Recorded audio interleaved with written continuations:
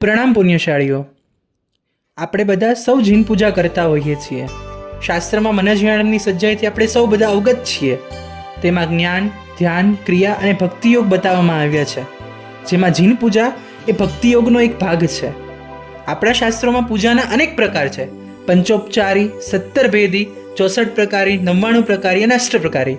તેમાં સૌથી વધુ 8 પ્રકારી પૂજા પ્રચલિત છે. આજે આપણે શરૂ થનારી આ સિરીઝમાં જળ પૂજા વિશે સૌપ્રથમ જાણીએ. જળ એ ઉત્તમ દ્રવ્ય છે, સાથે સાથે શોધક દ્રવ્ય છે. શોધક અને શીતળતા એ જળનો ગુણધર્મ છે. જળ બધી જ અશુદ્ધિને શુદ્ધિમાં પરિવર્તિત કરે છે. જળ પૂજાના પ્રભાવે આત્માની અશુદ્ધિ શુદ્ધિમાં પરિણમે એવા ભાવ સાથે આપણે જળ પૂજા કરવાની છે. જળ પૂજાને સર્વ અંતરાય કર્મ નિવારણી પૂજા કહેવામાં આવી છે. શત્રુંજય મહાત્મ્યના 5મા પર્વમાં કહેવામાં આવ્યું છે કે જે ઉત્તમ જળથી પરમાત્માનો અભિષેક કરે તે અવશ્ય મોક્ષ સુખને પામે છે. જળ એ એડજસ્ટેબલ વસ્તુ છે.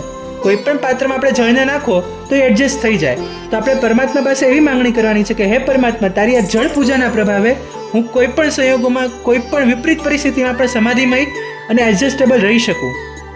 અને જળ પૂજાનો પ્રભાવ એટલો વર્ણવવામાં આવ્યો છે શાસ્ત્રમાં કે શાસ્ત્રમાં કીધું છે, સંકલ્પ સાથે 21 દિવસ સુધી પરમાત્માનો અભિષેક કરવામાં આવે તો કોઈ પણ મનોવાંછિત પૂર્ણ થયા વગર રહે નહીં. એનું એક ઉદાહરણ આપું. જ્યારે જરાસંઘે જરા વિદ્યાનો ઉપયોગ કર્યો હતો ત્યારે શ્રી કૃષ્ણ મહારાજાએ શંખેશ્વર પાર્શ્વનાથ પરમાત્માના 7 જળના છંટકાવ વડે જરા વિદ્યાને પરિવર્તિત કરી હતી. તો આ જળ પૂજાનો એક પ્રભાવ છે.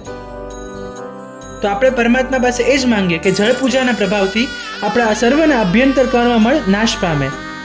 જય જીન શાસન, જય મેવાડ, જીનાજ્ઞા કે વિરુદ્ધ બોલાયું તો મિચ્છામિ દુક્કડમ.